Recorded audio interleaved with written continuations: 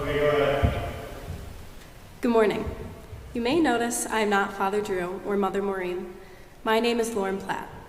I've been a part of Christ Church my whole life, and this past year I've been head chorister of Christ Church Choir.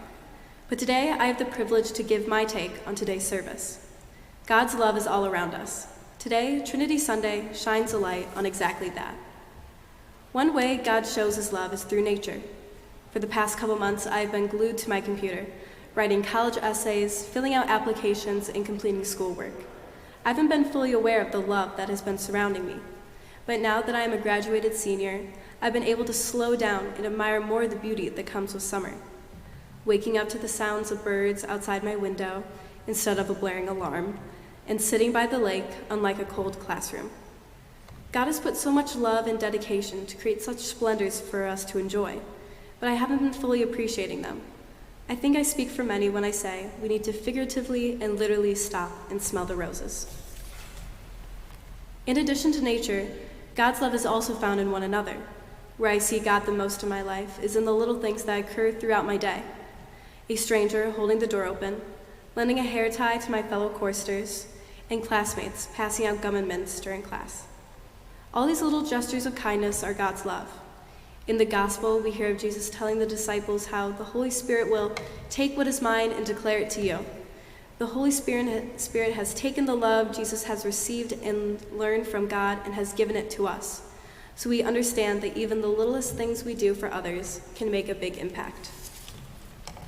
Lastly, the most important way we see God's love is suffering for those we love. When writing the sermon, I immediately thought of my parents. This can be said for many parents, that they are constantly putting all their time and effort towards their kids, from working long hours to provide a roof over our heads and food at the dinner table, to driving us to school in our countless rehearsals and practices. We also receive countless amounts of support and encouragement. And I've had the privilege to not only receive these things from my family, but also from my church. Growing up at Christ Church, I've gained a second family.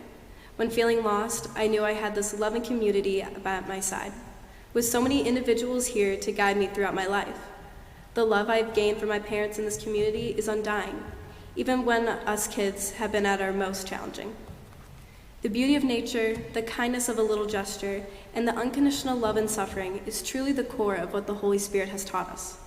That our love for others doesn't stop, even in the toughest and most inconvenient situations. We do things for those we love, even when they aren't beneficial to us, but to lend a helping hand to others. Thank you for supporting me and revealing that God's love is all around us.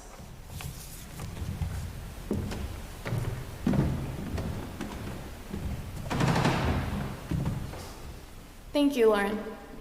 My name is Gracie Romer, and I've been in the choir and a part of Christ Church since I was in 4th grade, which I'm sure you can imagine was quite a while ago for me. Throughout that time, and all the ups and downs that came with it, the one thing that was utterly consistent was the presence of God's love around me and through those at CCGP. One of the metaphors we had spoken about during our brainstorming session for writing this sermon was that God's love is the pinprick of light at the end of a tunnel. No matter what darkness you are going through, God will always be there to guide you out and into his light. While I love this metaphor, I would like to switch it up just a bit. God's love is like the stars in the night sky. It is found in numerous and immeasurable moments around us. Though some shine brighter than others, depending on where we are in our personal journeys through our lives, the culmination of all these moments together lights up our lives with constellations which guide us out of our darkness. God is, fundamentally, love. While God and love are surrounding us at all times, it is important to note that we each experience God and his love individually.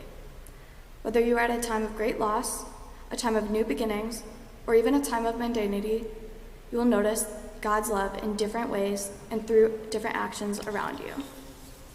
While one person may see God's love in a freshly bloomed flower in spring, another person might not be able to see that love until they see 100 or 1,000 blooming flowers. And some people may never see that love up through flowers due to a long-lasting grudge against their springtime allergies. But all of these are valid in those individuals' personal experiences with God. The brightest of God's love shining in darkness is the act of suffering for those you love out of love. Though even this can be experienced differently at different points in your life. When I was in middle school, I had heard some devastating news and was visibly upset in class. My teacher was unhappy with how distracting it was to my other classmates, and my friend tried to explain to her what happened, which only resulted in both of us being sent to the office for disrupting class. My initial response to my friend's actions was, "What did you do that for?" And we're both in trouble. I was outright confused as to why they would incriminate themselves in my situation. Although now that I've had, give or take, 5 years to think it over, I can see that what my friend did for me was purely out of their love and God's love. While it may take time or a change in perspective to see, God's love is everywhere. And it is there to support, guide, and bring us up from our darkest moments. Whether it appears to us through nature, familial or friendly love, or the love of a community, it will always be there for each and every one of us in its own ways. Thank you for supporting me, us, and all of us throughout all this time, and realizing that God's love is all around.